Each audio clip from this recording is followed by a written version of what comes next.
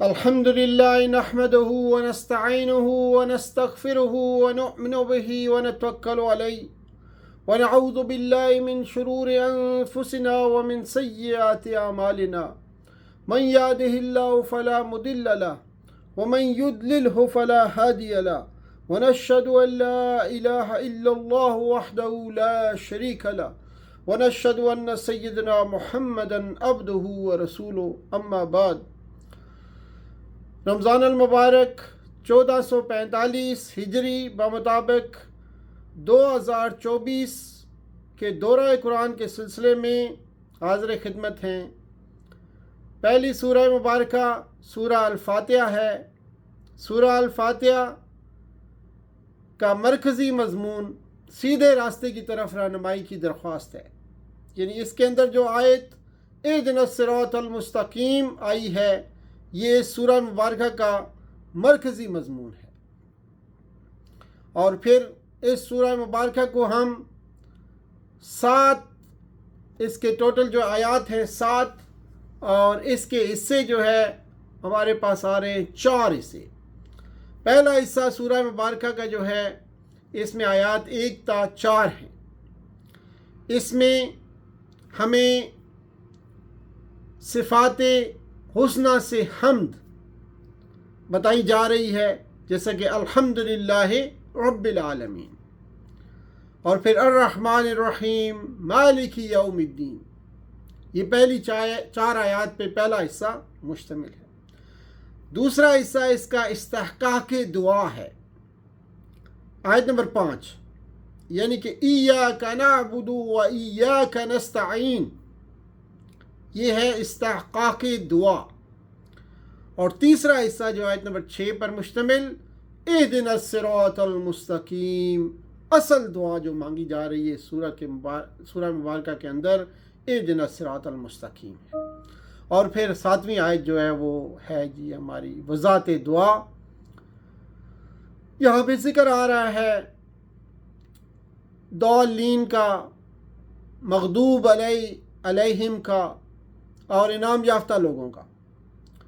یعنی کہ ہم مانگ رہے ہیں، دعا کی وضاحت جو کی جا رہی ہے کہ انعام یافتہ لوگوں کا راستہ ہم مانگ رہے ہیں. مغضوب قوموں کا راستہ نہیں مانگ رہے ہم. ضالین کا راستہ نہیں مانگ رہے ہم.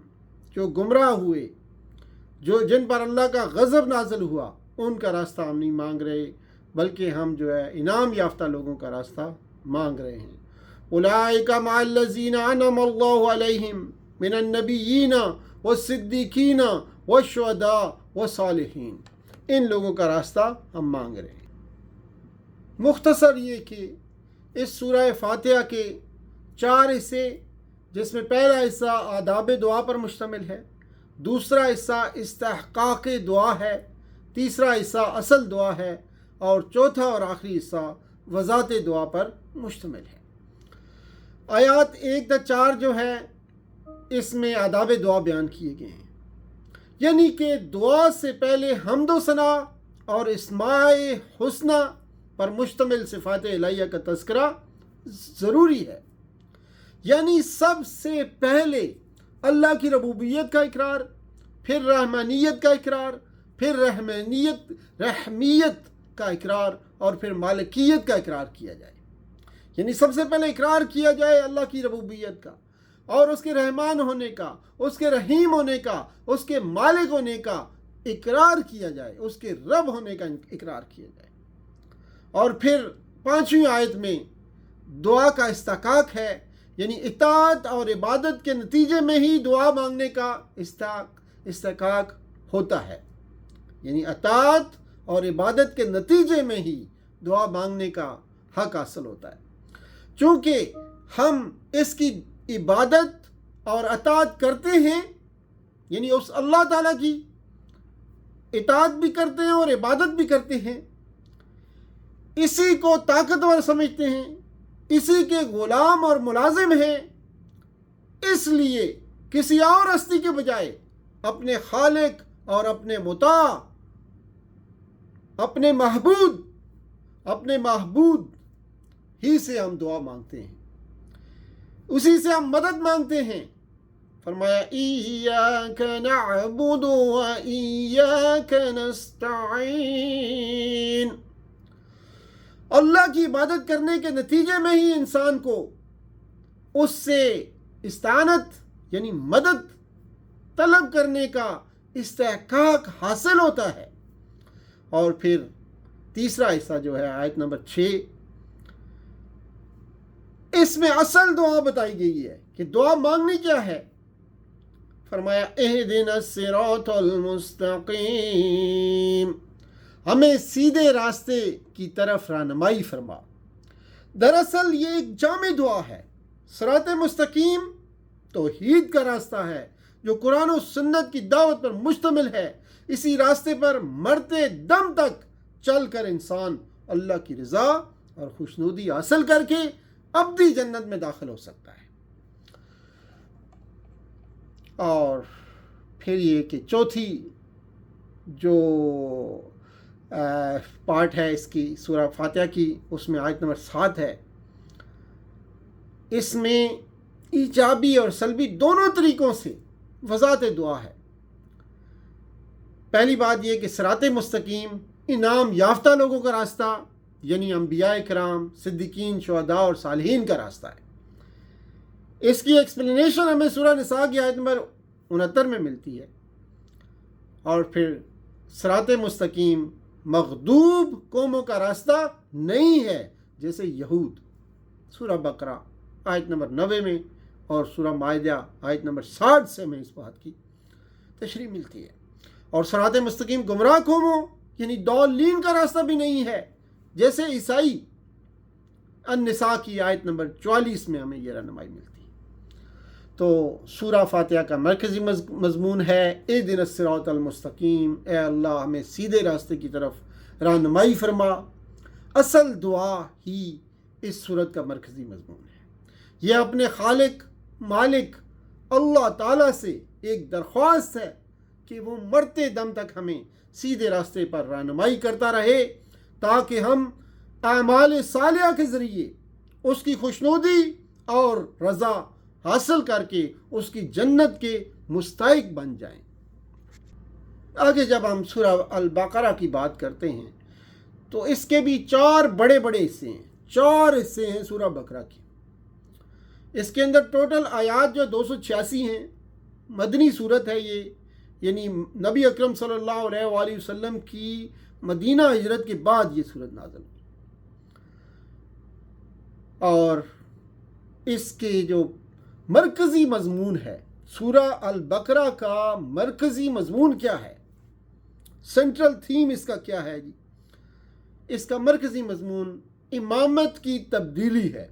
یعنی دنیا کی رہنمائی کے لیے جن کو اللہ تعالیٰ نے مقرر کرنا ہوتا ہے ان کو امام کہتے ہیں دنیا کا. تو یہاں پہ امامت کی تبدیلی آ رہی ہے کہ دنیا کی امامت جو ہے ایک ایسی قوم سے جو کہ اپنی مشن میں ناکام قرار پائی، اس سے لے کر دوسری قوم کے سپرد کی جا رہی ہے. اور وہ دوسری قوم کون ہے؟ پہلی قوم کون ہے؟ پہلی قوم تھی یہودی. یہودیوں نے اپنی اس مشن کو مکمل نہیں کیا اور اس میں وہ مکمل طور پر ناکام ہوئے.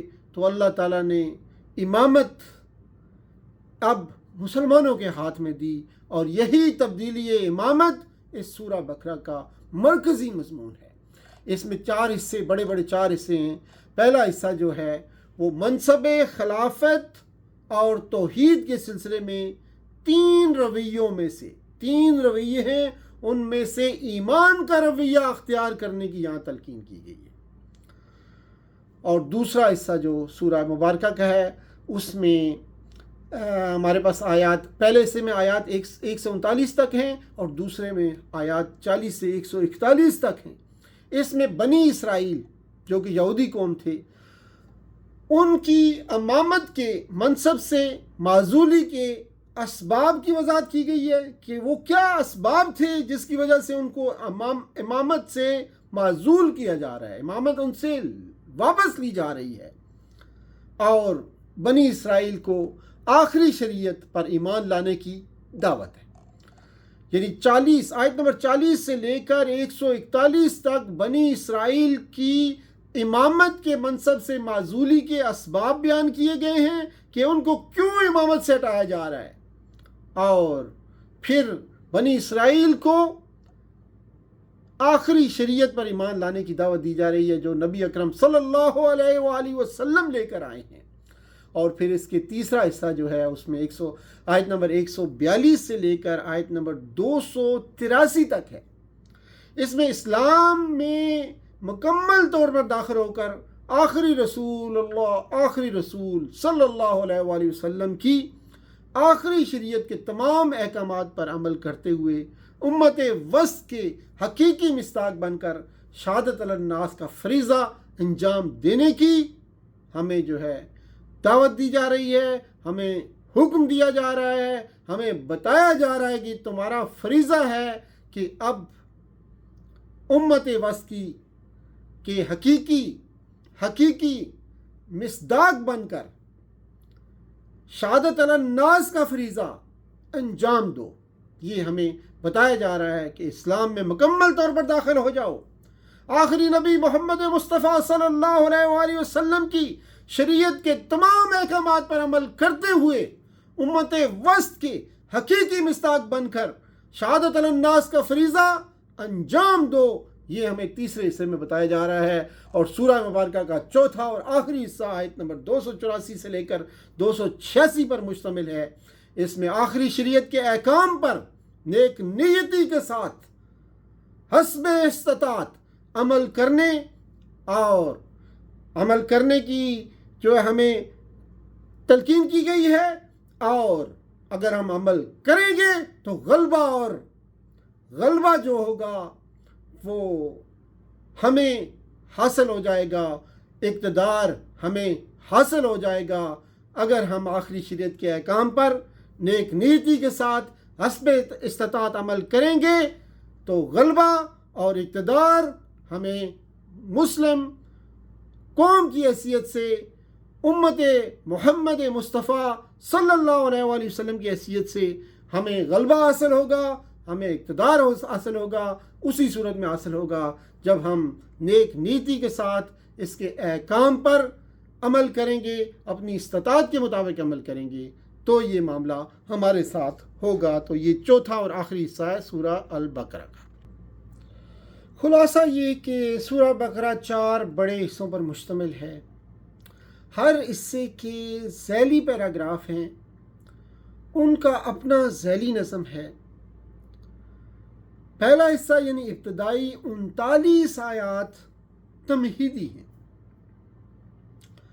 اس کے بعد دوسرا حصہ آیات 40 سے لے کر 142 پر محیط ہے، بنی اسرائیل کے خلاف فرد جرم ہے، اور اس میں ان اسباب کی نشاندہی کی گئی ہے جن کی وجہ سے انہیں امامت کے منصب سے معزول کیا گیا۔ تیسرے حصے یعنی آیات 143 سے لے کر 283 میں امت مسلمہ کو امام اور امت وسط بنا کر آخری شریعت کے احکام دیے گئے ہیں۔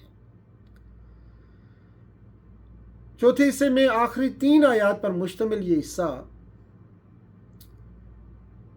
اختتامیہ کی حیثیت رکھتا ہے، جس میں چند اہم اصول بیان کیے گئے ہیں جن سے امت مسلمہ کافروں پر غلبہ پا سکتی ہے۔ یعنی پہلا حصہ آیات 1 سے 39 تک ہے تمہید، دوسرا حصہ آیات 40 سے 142 تک بنی اسرائیل کے خلاف فرد جرم اور امامت کے منصب سے بنی اسرائیل کی معزولی، تیسرا حصہ آیات 143 سے لے کر 283 تک امامت کی منصب پر امت مسلمہ کا تقرر، اور پھر چوتھا اور آخری حصہ آیات 284 سے لے کر 286 تک، جسے ہم کہہ سکتے ہیں یہ اختتامیہ ہے۔ سورہ البقرہ کا مرکزی مضمون یہ ہے کہ سورہ البقرہ کا مرکزی مضمون امامت کی تبدیلی ہے۔ بنی اسرائیل کی امامت حضرت یعقوب علیہ السلام، حضرت یوسف علیہ السلام کے دور میں، یعنی 1900 قبل مسیح میں، وہاں سے لے کر حضرت محمد مصطفیٰ صلی اللہ علیہ وآلہ وسلم کی بعثت یعنی 610 عیسوی تک قائم رہی۔ ان کی امامت کا یہ دور 2500 سال پر مشتمل تھا، یعنی 2500 سال تک محیط تھا۔ بنی اسرائیل کے غیر معتدل اور غیر متوازن رویوں کے سبب،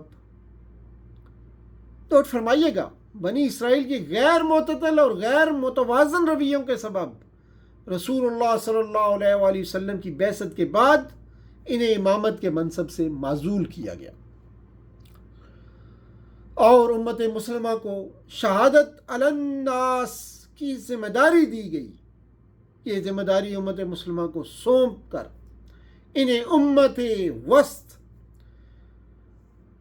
امتن وسطن، معتدل اور متوازن قوم، کیونکہ بنی اسرائیل کے رویے غیر معتدل اور غیر متوازن تھے، تو امت مسلمہ کو شہادت علی الناس کی ذمہ داری سونپ کر انہیں امتن وسطا یعنی معتدل اور متوازن قوم کے خطاب سے نوازا گیا، اور قیامت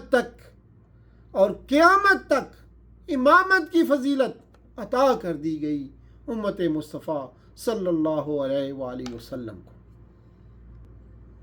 اب ہم سورہ البقرہ سورہ البقرہ کا جو ابتدائی حصہ ہے، یعنی کہ آیات 1 تا 39، سورہ البقرہ کے پہلے یعنی تمہیدی حصے کو ہم 6 پیراگراف میں ہم تقسیم کریں گے انشاءاللہ۔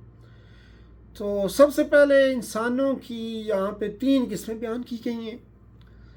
پہلے مومنین ہوتے ہیں، دوسرے کافرین ہوتے ہیں، اور تیسرے منافقین ہوتے ہیں۔ مومنین، کافرین اور منافقین۔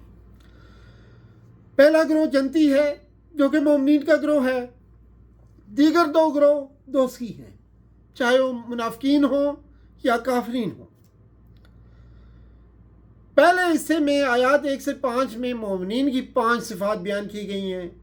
پہلی صفت ہے ایمان بالغیب، دوسری صفت ہے نماز، تیسری صفت ہے انفاق، اللہ کے راہ میں خرچ کرنا، اور قرآن اور سابقہ کتب اور آخرت پر ایمان لانا۔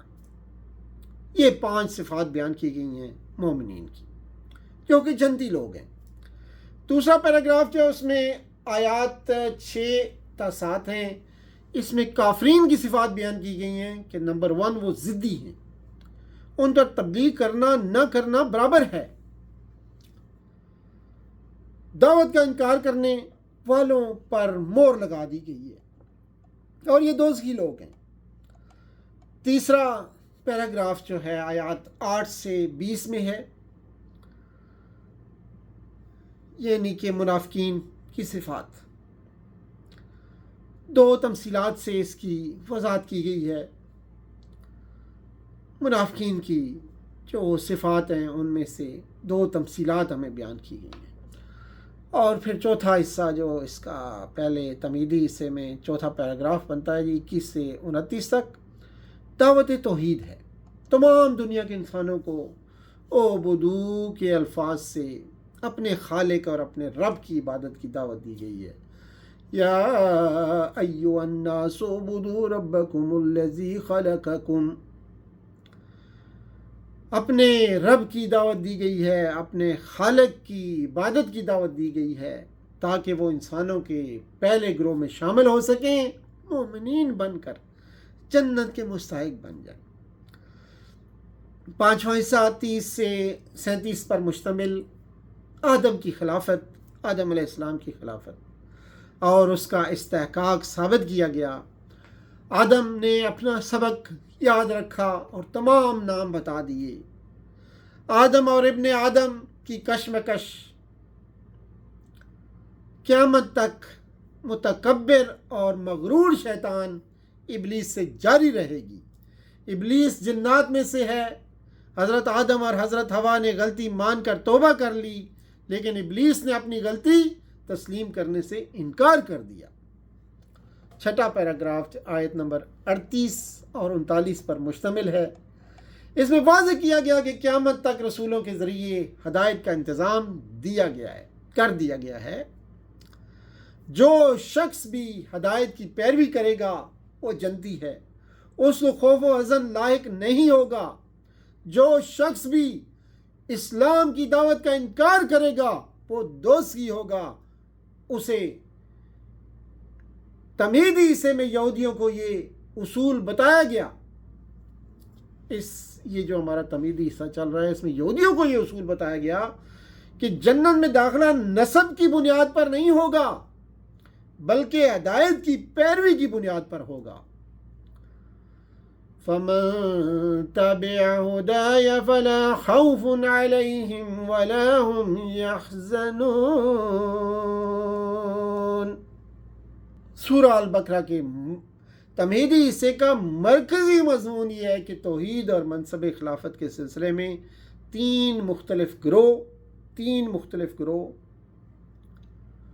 مومنین، منافقین اور کافرین ہیں۔ یہ تین مختلف گروہ ہیں۔ انسان کو چاہیے کہ وہ منصب خلافت کو سمجھ کر ابلیس کے شر سے بچتے ہوئے توحید اختیار کر کے مومنین والے گروہ میں شامل ہو جائے اور جنت حاصل کر لے۔ انسان کو کیا چاہیے؟ انسان کو چاہیے کہ وہ منصب خلافت کو سمجھ کر ابلیس کے شر سے بچتے ہوئے توحید اختیار کر کے مومنین کے گروہ میں شامل ہو جائے اور جنت حاصل کر لے۔ یہ پہلے حصے کا خلاصہ ہے، مرکزی مضمون ہے سورہ البقرہ کے پہلے حصے کا، آیات 1 سے 39 تک۔ اس کے بعد دوسرا حصہ آتا ہے آیات 40 سے لے کر 142 تک۔ پہلے پیراگراف میں آیات 40 سے 46 ہیں۔ بنی اسرائیل بالخصوص یہودیوں کو، یہ جو بالخصوص یہودی ہیں بنی اسرائیل، ان کو اسلام کی دعوت دی گئی ہے یہاں پہ۔ وَآمِنُوا بِمَا أَنزَلْتُ مُصَدِّقًا لِمَا مَعَكُمْ۔ دوسروں کو تبلیغ کرنے سے پہلے اپنی ذات پر غور کرنے کا مطالبہ کیا گیا ہے۔ ملاقات رب پر یقین کے ساتھ جہاد بالصبر اور نماز یعنی الصلاۃ سے مدد لینے کا حکم دیا گیا ہے۔ اور پھر دوسرے پیراگراف میں آیات 47 اور 48 ہیں۔ اس میں بنی اسرائیل کو قیامت کے عذاب سے ڈرایا گیا ہے کہ اس دن کوئی کام نہ آئے گا۔ پھر تیسرا جو پیراگراف ہے اس میں آیات 49 سے لے کر 79 تک بنی اسرائیل پر اللہ کے احسانات کا تذکرہ کیا گیا اور پھر انہیں ان کی نافرمانیوں اور جرائم سے آگاہ کیا گیا۔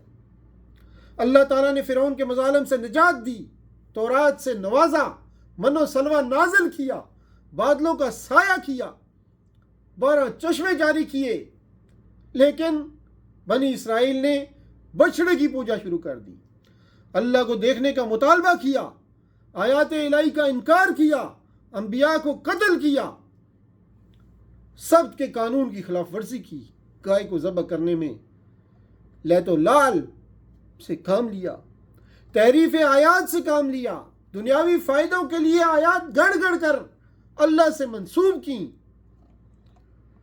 ان سب چیزوں کا تذکرہ ہے۔ چوتھے پیراگراف آیات 80 تا 89 میں بنی اسرائیل کو ان کے نسلی تعصب اور تفاخر پر ملامت کی گئی ہے۔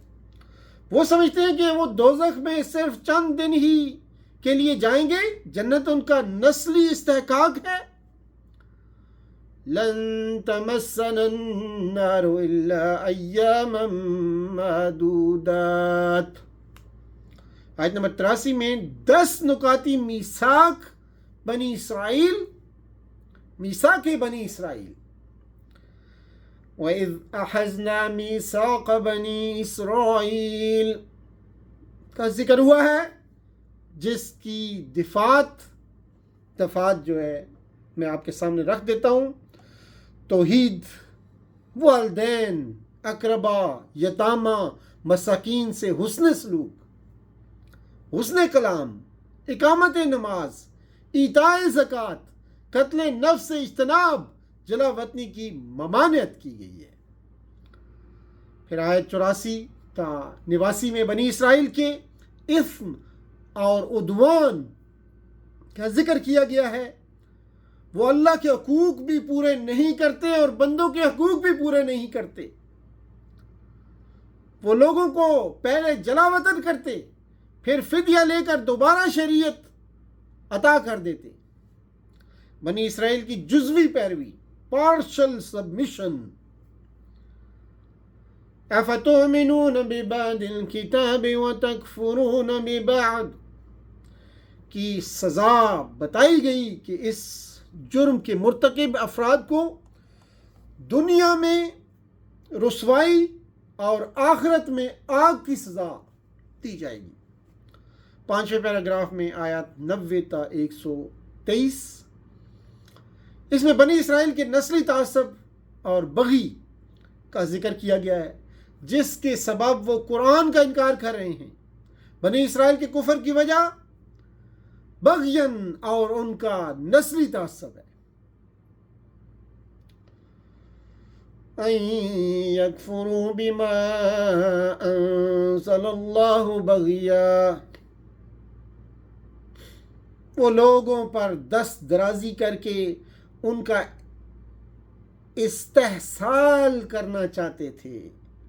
آیت نمبر 90 میں وہ کہتے تھے کہ ہم اپنے خاندان کے لوگوں پر نازل کردہ وحی پر ایمان لائیں گے، اور خاندان سے باہر یعنی بنی اسماعیل کے نبی حضرت محمد صلی اللہ علیہ وآلہ وسلم پر نازل کردہ وحی پر ایمان نہیں لائیں گے.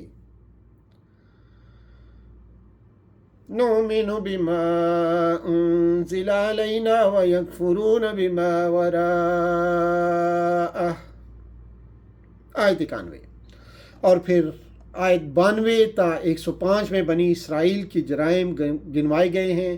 بچڑے کو خدا بنا لیا، عہد کرنے کے بعد سمینا و عصینا کہا، دنیاوی زندگی کے حریص ہیں. احرص الناس علی حیات، حضرت جبرائیل سے دشمنی کر لی، عہد و میثاق کرنے کے بعد اسے اٹھا کر پھینک دیا. ہاروت اور ماروت سے جادو سیکھ کر خاندانی نظام کو تباہ کیا. آیات 106 تا 109 میں بنی اسرائیل کے حسد کا پول کھولا گیا ہے. حسدا من عند انفسہم، حسد کی وجہ سے وہ مسلمانوں کو ایمان لانے کے بعد دوبارہ کافر دیکھنا چاہتے ہیں. پھر آیات 110 سے 115 میں بنی اسرائیل کی نسل پرستی اور خوش فہمیوں کا ذکر کیا گیا ہے کہ وہ صرف یہودیوں اور عیسائیوں ہی کو جنتی سمجھتے ہیں، جبکہ ہر شخص جنت میں داخل ہو سکتا ہے بشرط یہ کہ وہ ایمان لا کر عمل صالح کرے. لن يدخل الجنة الا من كان هودا او نصارا. آیات 116 تا 123 میں صاف صاف بتایا گیا کہ اللہ کی کوئی اولاد نہیں ہے، وہ کن فیکونی اختیارات کا مالک ہے. مسلمانوں کو خبردار کیا گیا کہ یہودی اور عیسائی مسلمانوں سے ہرگز راضی نہیں ہوں گے جب تک یہ ان کی پیروی نہ کریں. آخر میں یہود و نصارہ کو قیامت کے عذاب سے ڈرایا گیا ہے. آیت 122 میں آیت 47 کا احاطہ کر کے قیامت کے عذاب سے ڈرایا گیا ہے. چھٹے اور آخری پیراگراف میں بنی اسرائیل کو اپنے جد امجد حضرت ابراہیم اور آبا اسماعیل اور اسحاق کا راستہ اختیار کرنے کی دعوت دی گئی ہے. انہیں بتایا گیا کہ خود حضرت ابراہیم کو سب کا امام بنایا گیا. انی جاعلک للناس اماما، لیکن ان سے بھی صاف صاف کہہ دیا گیا لا ینال احد الظالمین کہ یہ امامت ایمان اور عمل سے مشروط ہے، آپ کی نسل کے ظالمین اور مشرکین پر اس کا اطلاق نہیں ہوگا، اس کا اطلاق نہیں ہوگا۔ حضرت یعقوب علیہ السلام نے بھی مرنے سے پہلے تمام بیٹوں کو ایک خدا کی پرستش کی دعوت دی، اس سے عہد لیا۔ حضرت محمد مصطفیٰ صلی اللہ علیہ وسلم کے بارے میں بتایا گیا کہ آپ کی بعثت دعائے ابراہیمی ہی کی قبولیت کا نتیجہ ہے۔ اہل کتاب کو دین ابراہیم کا اتباع کرنے کا حکم دیا گیا، بل ملت ابراہیم حنیفا، اہل کتاب کو رسولوں میں تفریق نہ کرنے اور بنی اسماعیل میں اٹھائے جانے والے آخری رسول محمد مصطفیٰ صلی اللہ علیہ وآلہ وسلم پر ایمان لانے کی دعوت دی گئی۔ یہودیت اور عیسائیت کو چھوڑ کر اللہ کا رنگ صبغۃ اللہ ومن احسن من اللہ صبغہ اختیار کرنے کی ہدایت کی گئی۔ عزیز ساتھیوں، سورہ بقرہ کے دوسرے حصے کا مرکزی مضمون بنی اسرائیل کو آخری رسول محمد مصطفیٰ صلی اللہ علیہ وآلہ وسلم کی آخری شریعت پر ایمان لانے کی دعوت دی گئی ہے، اور انہیں امامت کے فضیلت کے منصب سے معزولی کے اسباب تفصیلی طور پر بتائے گئے ہیں۔ سبحان ربک رب العزت عما یصفون وسلام علی المرسلین والحمد للہ رب العالمین، والسلام علیکم ورحمۃ اللہ وبرکاتہ۔